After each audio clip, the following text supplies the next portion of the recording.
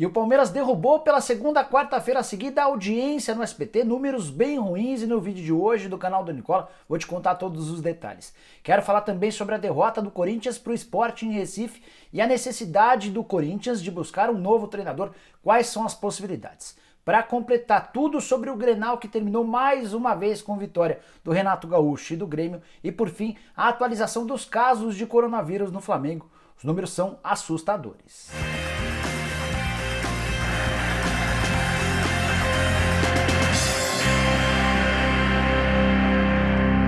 E aí pessoal, sou o Jorge Nicola, bem-vindos a mais um vídeo no canal, bem legal ter vocês aqui de novo. E antes de começar a passar todas as informações que eu prometi agora há pouco, queria pedir para você assistir ao vídeo até o fim. Se curtir, não esqueça de dar um like e de se inscrever. Para se inscrever no canal é só apertar esse botãozinho vermelho de inscreva-se, além de acionar o sininho. E para fechar, você também pode virar membro do canal do Nicola e passar a ter direito a uma série de vantagens, como por exemplo receber informações via WhatsApp em primeira mão. Para você se inscrever e virar membro no canal, vou deixar na descrição desse vídeo o link, você clica lá e escolhe um dos 5 planos. Bora começar o vídeo de hoje falando sobre os classificados para a próxima fase da Copa do Brasil. Todos os times classificados de quem eu vou falar daqui para frente vão embolsar R$2.600.000 da CBF como prêmio por alcançarem a próxima fase. Os times já classificados são Botafogo, que empatou em 0-0 com o Vasco nessa quarta-feira, havia vencido na semana passada por 1-0. O Ceará, que já havia feito 2-0 em cima do Brusque, fez 5-1 nessa quarta-feira até sair perdendo, mas conseguiu a virada e com um 5-1, com um placar agregado de 7-1, o Ceará também se classificou. O América Mineiro já havia passado pela Ponte, 2-2 no jogo em Campinas, 3-1 na partida de volta em Minas Gerais, e o Juventude, que com uma vitória e uma derrota também garantiu classificação. Nessa quinta-feira saiu o último time que ainda resta do duelo entre Atlético Goianiense e Fluminense. No jogo no Rio de Janeiro, o Flu venceu por 1-0 essa partida da volta. Nessa quinta-feira acontece em Goiânia. Bora falar agora sobre o Grenal 427. Sim, no Rio Grande do Sul, todos os jogos entre Grêmio e Inter são contabilizados.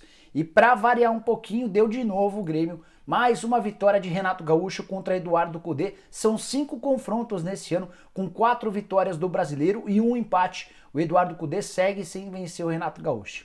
E a contradição está exatamente nesses números, porque o Eduardo Cudê faz um trabalho muito melhor do que o Renato Gaúcho. O Internacional chegou a ser líder do Campeonato Brasileiro até a rodada passada. O trabalho é bem avaliado, mas nos grenais o Eduardo Cudê vai muito mal. O Internacional não consegue jogar bem.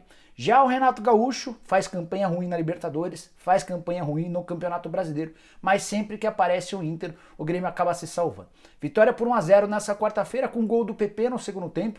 O Grêmio foi sempre melhor do que o Inter. Primeiro tempo horroroso, de poucas chances, mas com o Grêmio ligeiramente melhor. Na segunda etapa o Inter até sai um pouco mais para o jogo, mas as principais chances seguem sendo para o lado do tricolor e o gol do PP fez justiça ao que foi o jogo. Para completar, queria te contar que já são 10 partidas sem derrota do Grêmio para o Internacional e nos últimos 6 jogos o Inter nem sequer marca gol. São 609 minutos de jejum sem gols. É a maior sequência sem gols na história do Clássico, valendo para os dois lados. E o último gol marcado a favor do Inter ainda foi contra, marcado pelo Paulo Miranda. Para completar, quero te contar sobre a classificação do grupo. Grêmio e Internacional lideram a chave, o Internacional com 7 pontos, o Grêmio da mesma maneira. O Inter leva vantagem no saldo de gols, tem 3 gols positivos, o Grêmio tem 1 gol de saldo. Esse grupo ainda tem o América e a Universidade Católica com 4 pontos cada. Os times, o América e a Católica, acabaram empatando. Bom resultado para a dupla Grenal.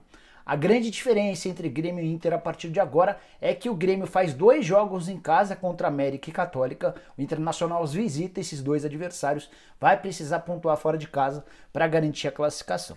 Por fim, sobre o Grenal, queria contar sobre a excelente média de audiência que o SBT conseguiu com a transmissão do jogo no Rio Grande do Sul.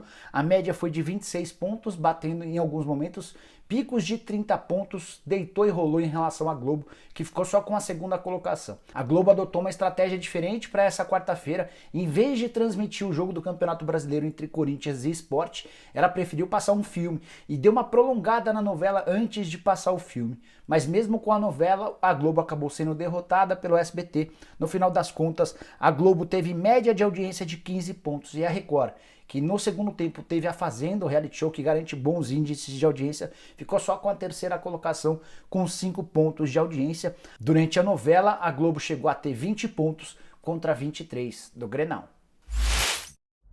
Bora fazer uma rápida interrupção em Libertadores da América para falar sobre o jogo entre Sport e Corinthians, jogo que abriu a rodada do Campeonato Brasileiro, a fórmula que a Globo encontrou para tentar combater o SBT, que tem os jogos da Libertadores às quartas-feiras. O Sport venceu o Corinthians por 1-0, jogo na Ilha do Retiro, gol marcado pelo Iago Maidana, aquele mesmo ex-zagueiro do São Paulo, que se envolveu numa baita confusão, porque foi contratado com a ajuda de investidores. Maidana bateu pênalti com categoria, colocou o Sport na frente, o Sport foi melhor até marcar o gol, a partir daí o time do Jair Ventura passou a só se defender e tentar explorar os contra-ataques. O Corinthians não fez um bom jogo e acabou perdendo até de forma merecida, embora exista uma discussão importante sobre a não marcação de um pênalti a favor do Corinthians num lance parecido ao que originou o pênalti do gol do Iago Maidana. Segunda derrota em 3 jogos do Corinthians sob o comando do Coelho. Ele perdeu na estreia por 2-1 para o Fluminense, venceu o Bahia com enorme dificuldade e agora a derrota para o Sport. O Sport que saltou bem, o Sport chegou a 17 pontos na tabela de classificação. Já o Corinthians estacionou nos 12 pontos, tem só 2 de vantagem em relação aos primeiros times na zona do rebaixamento, com um jogo a mais do que todo mundo.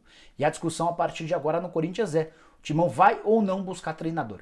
Até esse momento, posso te garantir que o André Sanches não abriu conversa com nenhum técnico. A ideia do presidente do Corinthians era ter o Diego Coelho, pelo menos até a eleição marcada para 28 de novembro. Mas o André sabe da necessidade do Coelho em obter resultados. Depois de mais uma derrota, o Andrés vai esperar a reação, entender um pouquinho de como é que vai funcionar a pressão dos torcedores e a reação também da imprensa para saber se busca um novo técnico a partir dessa quinta-feira ou se vai dar sequência ao Coelho. Vai esperar pela próxima partida. O Corinthians volta a campo na próxima quarta-feira, quando joga contra o Atlético Goianiense, mais um jogo com transmissão da Globo, na tentativa de derrubar o SBT com jogos da Libertadores da América. E eu, na condição de presidente do Corinthians, começaria a buscar um novo treinador por agora. Ele não conseguiu mudar o status do Corinthians, o Corinthians continua jogando mal, mesmo a aposta nos jovens não é uma aposta que vai garantir ao Corinthians um outro status. Então, a busca por treinadores é complicada, o mercado não tem bons nomes. Um nome que o André Sanches gosta é o do Dunga, e eu não optaria pelo ex-técnico da seleção brasileira. Se fosse, na minha visão, o técnico escolhido seria o Dorival Júnior. Quero te falar agora sobre o empate 0-0 do Guarani do Paraguai contra o Palmeiras, jogo válido pela Libertadores da América em Assunção, no Paraguai. Jogo que manteve o Palmeiras líder do grupo. O Palmeiras nesse momento tem 10 pontos, o Guarani é o segundo com 7, a terceira colocação é do Bolívar com 4 pontos e o Tigre tem apenas 1 ponto. Palmeiras faz os 2 últimos jogos em casa contra Bolívar e Tigre, certamente vai conseguir pelo menos uma vitória e tem toda a chance do mundo de ser o primeiro colocado do grupo e talvez dono de uma das melhores campanhas dessa fase de grupos. Apesar disso, houve muita contestação do torcedor e da imprensa em relação à atuação do Palmeiras, que jogou apenas para o gasto. 0-0 com o Guarani sendo o melhor, 2 grandes oportunidades perdidas pelo time paraguaio no segundo tempo, 2 lances, os lances capitais da partida quase sempre estiveram nos pés dos jogadores paraguaios. A impressão que ficou é que o Palmeiras jogou de fato para não perder. Não sofreu tanto atrás, mas criou muito pouco. Isso é pouco para um time com a qualidade, com a capacidade e com o investimento do Palmeiras. Até por isso o Luxemburgo não conseguiu entender o porquê de tantas perguntas no final do jogo, perguntas questionando o nível de exibição. Uma dessas perguntas foi sobre o que faltou. Luxemburgo respondeu o seguinte, abre aspas, conseguimos um empate importante para a classificação, não sei onde faltou alguma coisa, fecha aspas. Como te disse, o Palmeiras volta a jogar agora as 2 próximas partidas dentro de casa e tem o caminho aberto para a classificação. Mas quem tem muito a lamentar sobre esse jogo, esse 0-0, mais uma vez foi o SBT. Os 2 primeiros jogos do SBT em São Paulo, com a Libertadores da América, tiveram o Palmeiras em campo. Era uma opção da Globo, a Globo que havia definido a tabela, e o SBT, como assumiu no lugar da Globo, teve de ficar com esses 2 jogos. E nos 2 casos, tanto na quarta-feira da semana passada, quanto nessa quarta-feira, os resultados de audiência foram muito ruins. Nessa quarta, por exemplo, a média de audiência no SBT foi de apenas 9 pontos, na terceira colocação, atrás da Globo com 24, sim. O jogo entre Sport e Corinthians, jogo do Campeonato Brasileiro, jogo que valia muito pouco e jogo bem ruim, teve 24 pontos de audiência. A Record teve, com a ajuda da Fazenda, o reality show, 12 pontos de audiência na segunda colocação.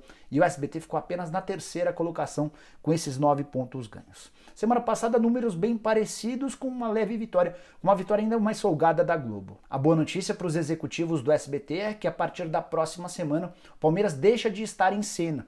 e a transmissão vai ser entre São Paulo e River Plate para São Paulo e Flamengo e Independente Del Valle para o Rio de Janeiro e possivelmente para o resto das praças. Sem o Palmeiras é natural que o SBT consiga bons resultados, como tem conseguido no Rio Grande do Sul. Palmeiras não tem dado sorte nem audiência para o SBT. Bora fechar o vídeo falando sobre os casos de coronavírus no Flamengo, total contágio, já são 16 jogadores contagiados desde a última terça-feira, sem contar várias outras pessoas da comissão técnica e da diretoria. Quero começar te contando sobre os jogadores que testaram positivo nos últimos dias. Everton Ribeiro, Léo Pereira, William Arão, Gustavo Henrique, Rodrigo Caio, Tuller, René, João Gomes, Gabriel Batista. Esses 9 jogadores se somam a outros 7 que já haviam testado positivo e nem enfrentaram o Barcelona em Guayaquil. Vou tentar lembrar todos de cabeça.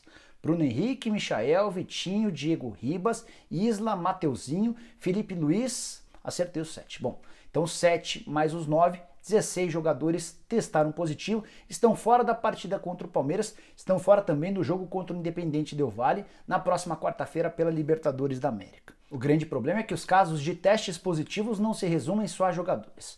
O técnico Domenech Torrent, vice-presidente de futebol Marcos Braz, o presidente Rodolfo Landim, o BAP, o vice-presidente de relações externas, além do Márcio Tanuri, que é o chefe do departamento médico, e o Juan, ex-jogador, que hoje ocupa um cargo diretivo. Todos esses também testaram positivos. Existem outros casos de dirigentes que foram ao Equador que também testaram positivos, mas ainda não tiveram seus nomes divulgados. Enfim, contágio total, enorme preocupação no Flamengo, que faz muita pressão nos bastidores para que a CBF adie a partida do próximo domingo contra o Palmeiras. O Palmeiras segue defendendo que tem que ter jogo, até porque foi o Flamengo aquele que mais quis que a bola voltasse a rolar, que o torcedor tenha direito a ir aos estádios. O Palmeiras entende uma grande contradição. Já o Flamengo faz força nos bastidores e a CBF ainda não se posicionou de forma oficial sobre a realização da partida do próximo domingo.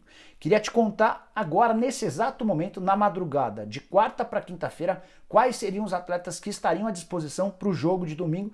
O Domenech Torrent vai ter de comandar esse time do telefone. Ele com o coronavírus também não vai poder estar no Allianz Parque. São 3 goleiros, o César, o Hugo e o João Fernando. São 3 laterais, João Lucas, Ramon e Ítalo. 4 zagueiros, Natan, Noga, Milani e Otávio. 6 meio-campistas, e aí que você tem um pouquinho mais de qualidade e jogadores conhecidos. Thiago Maia, Gerson, Arrascaeta, Richard e Yuri PP. Mais 4 atacantes, Pedro, Lincoln, Guilherme Bala e Muniz. Nesse exato momento, antes de surgirem novos casos de coronavírus, o Flamengo, o ideal para a partida contra o Palmeiras, teria César no gol, João Lucas na lateral direita, Natan e Noga como zagueiros e o Ramon na lateral esquerda. 3 meio-campistas, Thiago Maia, Gerson e Arrascaeta, mais 3 atacantes, o Guilherme Bala, o Lincoln e o Pedro. Time bem enfraquecido para enfrentar o Palmeiras. Esse talvez nem seja o maior problema, mas sim a partida da próxima quarta-feira contra o Independente Del Valle, justamente o confronto dos líderes do grupo. Os dois têm a mesma pontuação, tem 9 pontos. O Flamengo não pode perder para não deixar o Del Valle disparar e também não pode perder para não correr o risco de ver a aproximação do Júnior Barranquilla. Queria te contar que 4 atletas do atual elenco do Flamengo já haviam testado positivo, ou seja, vão estar à disposição do Flamengo nos próximos dias. São eles o Gerson, o Gabigol, o Lincoln e o lateral esquerdo, o Ramon. Para completar uma última informação, o Flamengo tem 29 jogadores de linha inscritos na Libertadores. Nesse exato momento, só 11 têm condição de jogar. É natural que o Flamengo tenha de inscrever nos próximos dias mais atletas, até porque a Conmebol permite a inscrição de 50 jogadores. Desses 29 de linha, repito, só 11 têm condição nesse momento. Muito pouco, você só tem um time inteiro para jogar. Você tem o goleiro, então você teria 10 de linha e o goleiro, além de mais um reserva. O Flamengo certamente, se a partida da próxima quarta-feira for confirmada, e a tendência é que seja, o Flamengo vai ter que se inscrever mais garotos revelados na base na Conmebol Libertadores. Bom, pessoal, eram essas as informações que eu queria dividir com vocês no vídeo de hoje do canal do Nicola. Espero que vocês tenham curtido o vídeo e deixem um like por aqui. Quem ainda não se inscreveu no canal do Nicola vai resolver esse problema agora mesmo. Só apertar esse botãozinho vermelho de inscreva-se. Aproveita e aperta o sininho para receber notificações toda vez que tiver vídeo novo ou live. Para fechar, vire membro do canal do Nicola e passa a ter direito a uma série de vantagens. Vou deixar um link na descrição desse vídeo. Você clica lá, escolhe um dos 5 planos e passa a curtir todos os benefícios de ser membro do canal. Abração, a gente se vê de tarde. Tchau, tchau!